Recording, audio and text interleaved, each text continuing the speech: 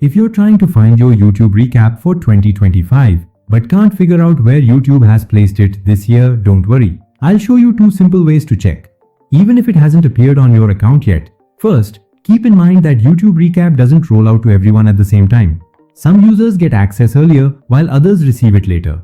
So if you don't see it right away, that's completely normal.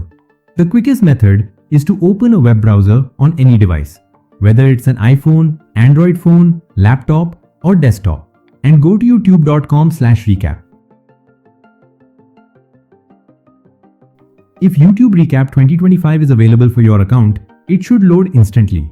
You'll be able to see your top creators, most watched videos, playlists, and other highlights from the year.